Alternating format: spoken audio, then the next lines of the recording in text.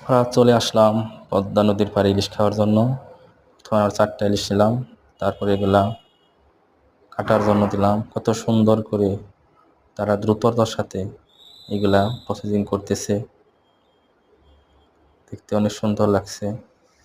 তো অভিজ্ঞতাপূর্ণতার সাথে তারা কাজ করছে। তারপরে এর সাথে মশলা মেশানো হচ্ছে। আমরা বলে রাখি, মশলার সাথে তেল বা যাবতীয় জ্বালানি আলাদাভাবে কিনতে হয়েছে।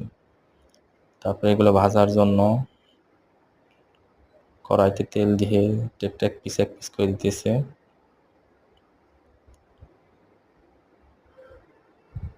তারা যারা ইলিশ খেতে ইচ্ছুক, পদ্মা নদীর পাড়িতে আসলে অনেক কম দামে অনেক ভালো মানের ইলিশ পাবেন এবং অরিজিনাল স্বাদ উপভোগ করতে পারবেন।